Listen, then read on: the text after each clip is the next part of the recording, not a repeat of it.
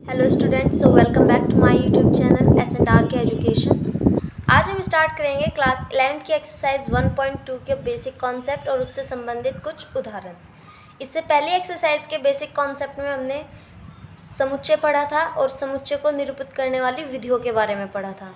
आज हम समुच्चयों के प्रकार के बारे में पढ़ेंगे, जिसमें पहला है रिक्त समुच्चय। ऐसा समुच्चय जिसमें कोई अवयव नहीं होता है रिक्त समुच्चय कहलाता है। अथवा जिसमें अवयवों की संख्या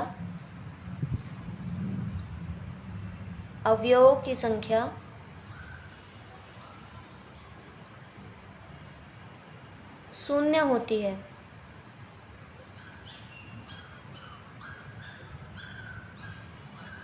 वो क्या कहलाता है? रिक्त समुच्चय कहलाता है। जिसमें कोई अवयव नहीं होता या जिसमें अवयवों की संख्या शून्य होती है, रिक्त समुच्चय कहलाता है। इसे हम शून्य समुच्चय भी कहते हैं।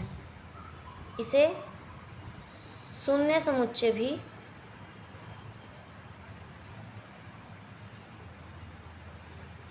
कहा जाता है।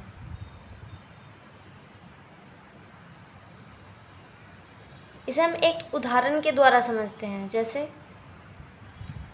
समुच्चय दिया गया है जिसमें सभी x समुच्चयों के लिए जहां x संख्या 2 से अधिक सम अभाज्य संख्या है।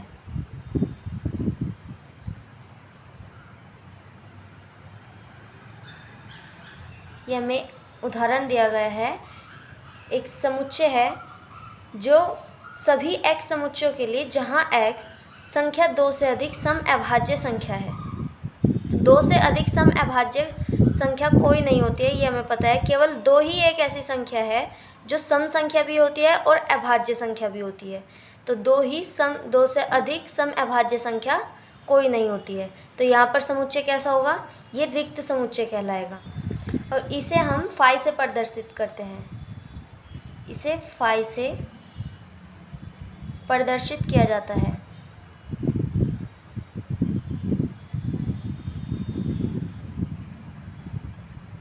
फाई से प्रदर्शित किया जाता है। इसके बाद है परिमित समुच्चय। ऐसा समुच्चय जो रिक्त हो अथवा जिसके अवयवों की संख्या निश्चित होती है, परिमित समुच्चय कहलाता है। ऐसा समुच्चय जो रिक्त हो और जिसमें अवयवों की संख्या निश्चित हो। जैसे उदाहरण है, कोई समुच्चय हमें दिया गया है a बराबर 1 2 3 4 5। ये कोई समुच्चय हमें दिया गया है। इसमें हमें पता है कि अवयवों की संख्या कितनी है? 5 है। तो ये कैसा समुच्चय होगा? ये एक परिमित समुच्चय होगा, क्योंकि इसमें अवयवों की संख्या निश्चित है। हमें पता है कि इसमें 5 अवयव है। तो ये कैसा समुच्चय है? परिमित समुच्चय है। इसके बाद है अपरिमित समुच्चय। ऐसा समुच्चय जो रिक्त ना हो अथवा जिसके अवयवों की संख्या निश्चित नहीं होती है, अपरिमित समुच्चय कहलाता है। इसे भी हम एक उदाहरण के द्वारा समझते हैं। जैसे कोई समुच्चय हमें दिया गया है a बराबर 1 2 3 4 और डॉट डॉट डॉट। तो ये हमें पता है ये क्या है? प्राकृतिक संख्याएं हैं, प्राकृतिक संख्याओं का समुच्चय। लेकिन ये कहाँ तक है? इसमें अवयवों की संख्या हमें नहीं दी गई है, निश्चित नहीं है इसमें अवयवों की संख्या। तो ये कैसा समुच्चय होगा? एक अपरिमित समुच्चय होगा, क्योंकि ये प्राकृतिक संख्याएं हैं लेकिन इनमें अवयवों की संख्या निश्चित नहीं है। तो ये एक अपरिमित समुच्चय है। इसमें एक नोट है कि अपरिमित समुच्चय जो होते हैं इनका वर्णन रोस्टर रूप में नहीं किया जा सकता। अपरिमित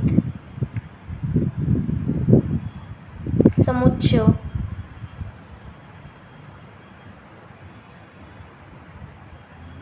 का वर्णन रोस्टर रूप में नहीं किया जा सकता।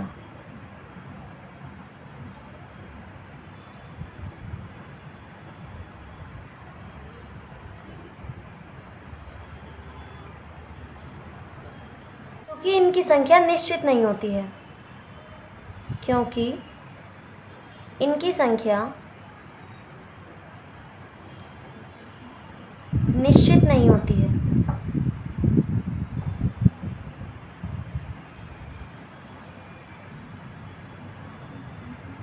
इसलिए समान समुच्चय, जब दो भिन्न भिन्न समुच्चयों में अवयवों की संख्या समान होती है तो वह समान समुच्चय कहलाता है। जैसे उदाहरण के लिए एक a बराबर 1 2 3 4 एक समुच्चय हमें ये दिया गया है और एक दूसरा समुच्चय b बराबर 3 4 1 2 ये दिया गया है। हम देख सकते हैं इनमें समान अवयव हैं। एक a अवयव में a समुच्चय में भी है और एक b में भी है, 2 a में भी है और 2 b में भी है, 3 a में भी है और 3 b में भी है, 4 a में भी है और 4 b में भी है। तो हम देख सकते हैं कि इनमें अवयव समान हैं। तो ये कैसा समुच्चय कहलाएगा? समान समुच्चय। इसमें नोट है, यदि किसी समुच्चय में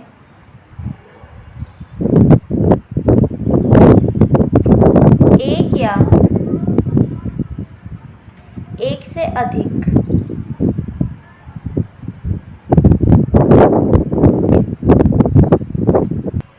अवयवों की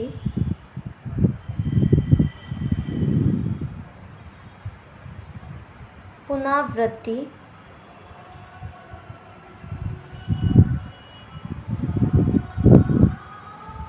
होती है तो समुच्चय बदलता नहीं है, बदलता नहीं है। जैसे एग्जाम्पल के लिए एक समुच्चय हमें दिया गया है a बराबर 1 2 3 और कोई दूसरा समुच्चय b बराबर हमें दिया गया है 2 2 1 3 3। ये हमें b समुच्चय दिया गया है और ये a समुच्चय दिया गया है। अवयव इसमें भी सेम है, दोनों में सेम अवयव हैं, लेकिन इसमें अवयवों की पुनरावृत्ति हो रही है, मतलब अवयव 2 बार आ रहे हैं। यही कारण होता है कि हम रोस्टर रूप में जब अवयवों को लिखते हैं तो एक अक्षर होता है उसे एक बार ही लिखते हैं, उसे 2 बार नहीं रिपीट करते। तो ये क्या होगा, यदि किसी समुच्चय में एक या एक से अधिक अवयवों की पुनरावृत्ति होती है तो समुच्चय बदलता नहीं है। इसके बाद है उदाहरण नंबर 1, बतलाइए कि निम्नलिखित समुच्चयों में कौन परिमित है और कौन अपरिमित। परिमित और अपरिमित समुच्चय हमने अभी पढ़े हैं। परिमित समुच्चय जिनमें अवयवों की संख्या निश्चित होती है या रिक्त हो जिसमें जो, और अपरिमित समुच्चय जिनमें अवयवों की संख्या निश्चित नहीं होती है और जो रिक्त नहीं होते हैं, उन्हें अपरिमित समुच्चय कहते हैं। फर्स्ट है सभी x समुच्चयों के लिए जहां x अवयव है n का, यानी नेचुरल संख्याओं का, प्राकृतिक संख्याओं का, और x माइनस 1 x माइनस 2 बराबर 0। तो ये दिया गया है x माइनस 1 और x माइनस 2 बराबर 0। x माइनस 1 यहाँ से x का मान 1 आ जाएगा और यहाँ से भी x का मान 2 आ जाएगा।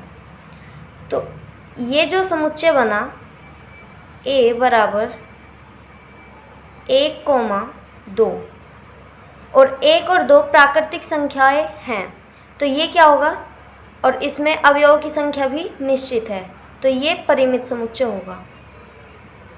परिमित समुच्चय, ये परिमित होगा। इसके बाद है सभी x समुच्चयों के लिए जहां x अवयव है नेचुरल संख्याओं का, यानी कि प्राकृतिक संख्याओं का, और x स्क्वायर बराबर 4। सेकंड है x स्क्वायर बराबर 4, यहाँ से x का मान x बराबर 2 आ जाएगा। इसे जब हम रोस्टर रूप में लिखेंगे तो 2। इसमें अवयव कितने हैं? 1 निश्चित है, तो ये क्या होगा, परिमित समुच्चय होगा। परिमित। थर्ड है सभी x समुच्चयों के लिए जहाँ x अवयव है नेचुरल संख्या का और 2x माइनस 1 बराबर 0, 2x माइनस 1 बराबर 0। यहाँ से x बराबर क्या आ जाएगा 1/2। हाफ यानी कि प्राकृतिक संख्याओं में नहीं होता है, तो यहाँ पर समुच्चय जो होगा वो रिक्त होगा। a बराबर 5 से रिप्रेजेंट करते हैं, तो परिमित समुच्चय होगा। फोर्थ में हमें दिया गया है सभी x समुच्चयों के लिए जहाँ x अवयव है प्राकृतिक संख्याओं का और x एक अभाज्य संख्या है। इसमें हमें अभाज्य संख्या के अवयव नहीं दिए गए हैं कि कहाँ तक खत्म है। अभाज्य संख्याएं प्राकृतिक संख्याओं में बहुत होती हैं, तो इनका जो समुच्चय होगा वो अनंत होगा, वो सीमित नहीं है। तो ये क्या होगा, अपरिमित समुच्चय होगा। अपरिमित समुच्चय क्योंकि अभाज्य संख्याओं का समुच्चय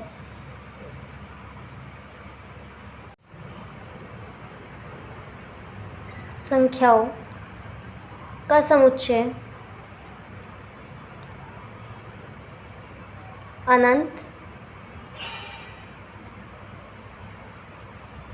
होता है, तो इस कारण ये अपरिमित समुच्चय है।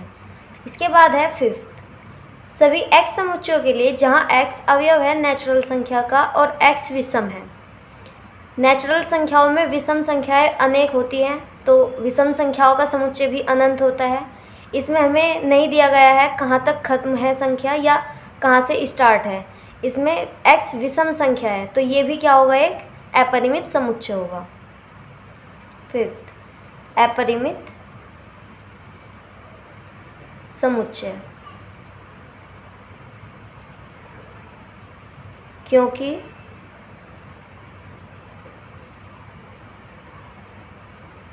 विषम संख्याओं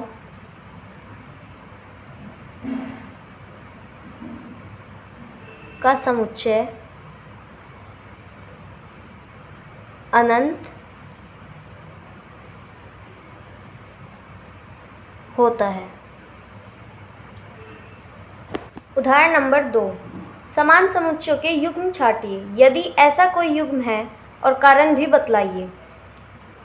ये हमें समुच्चय दिए गए हैं, इनमें हमें समान समुच्चय ढूंढने हैं और जो समान समुच्चय हैं उनका कारण भी बताना है। पहले हम इन्हें रोस्टर रूप में लिख लेते हैं, इससे हमें इजी पड़ेगा।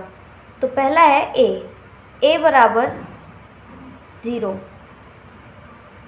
b बराबर सभी x समुच्चयों के लिए जहाँ x 15 से बड़ा है और x 5 से छोटा है। तो हमें ऐसी संख्या देखनी है जो 5 से कम हो और 15 से ज़्यादा हो। x 15 से बड़ा है और 5 से छोटा है। 5 से छोटी और 15 से बड़ी, इन दोनों के बीच में ऐसी कोई संख्या नहीं है जो एक साथ आती हो, इन दोनों के बीच में आती हो। तो ये क्या होगा, यहाँ पर रिक्त समुच्चय जो होगा रिक्त होगा। तो ये b बराबर 5 होगा। इसके बाद c है, सभी x समुच्चयों के लिए जहाँ x माइनस 5 बराबर 0, x माइनस 5 बराबर 0, यहाँ से x का मान आ जाएगा 5, तो ये समुच्चय होगा 5।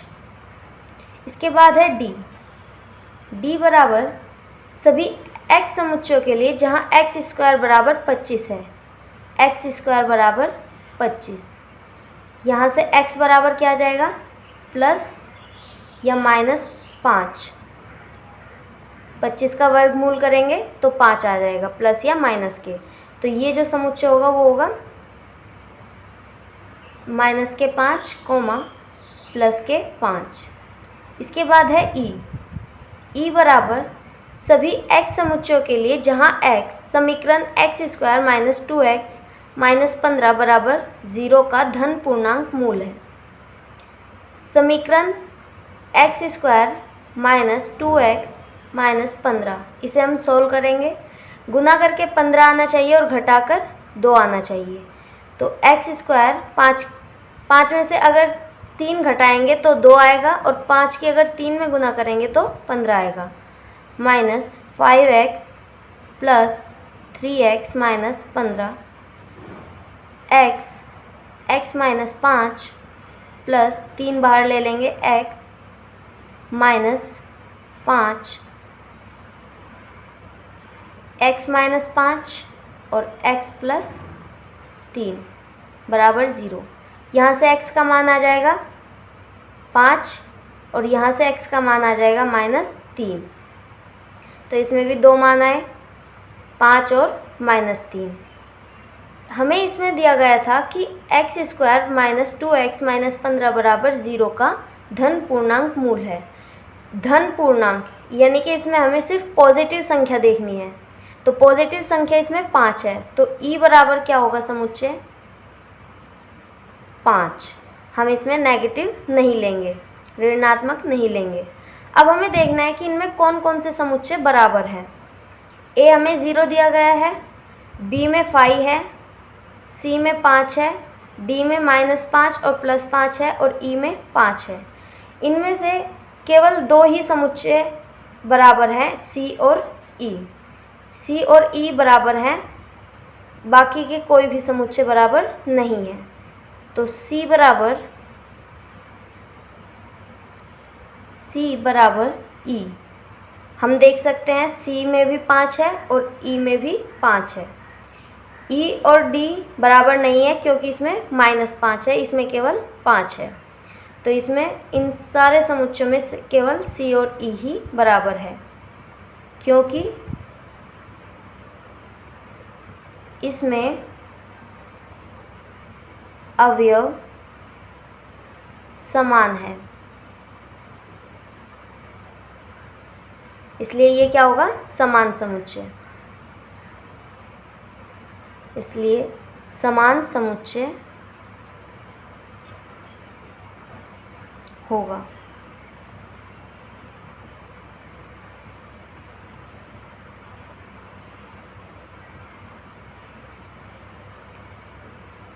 इसके बाद है उदाहरण नंबर 3। निम्नलिखित समुच्चय युग्मों में से कौन से समान हैं, अपने उत्तर का औचित्य बताइए।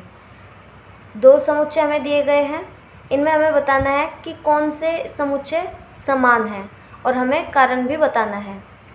फर्स्ट है x शब्द एलोएक्स के अक्षरों का समुच्चय तथा b शब्द लोयल के अक्षरों का समुच्चय। x बराबर क्या दे रखा है एलोय और b बराबर लोयल। इनका समुच्चय में देखना है कि इन अक्षरों का समुच्चय बराबर है या नहीं है। तो x बराबर a, हम जब रोस्टर रूप में लिखते हैं तो अक्षरों को रिपीट नहीं करते हैं, L, O, Y। फिर B है L, O, Y, A x में भी है और A B में भी है, L x में भी है और B में भी है, O x में भी है और Y B में भी है, Y x में भी है और B में भी है। तो ये समुच्चय क्या होगा बराबर होगा, x बराबर B। कारण है इसका क्योंकि x तथा b दोनों समुच्चय में अवयव समान है, इसलिए ये क्या होगा बराबर होगा, समान समुच्चय होगा। सेकंड दिया गया है a बराबर सभी n समुच्चयों के लिए जहां n अवयव है z का, z होता है पूर्णांक, तथा n स्क्वायर छोटा है 4 से या बराबर है। और बी हमें दिया गया है सभी x समुच्चयों के लिए जहाँ x अवयव है r का, मतलब वास्तविक संख्याओं का, तथा x² माइनस 3x प्लस 2 बराबर 0। तो पहले हम इन्हें सोल्व करेंगे। n² हमें पूर्णांक, सभी पूर्णांक में देखना है।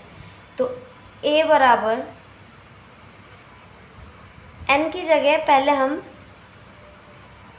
-1 रखेंगे,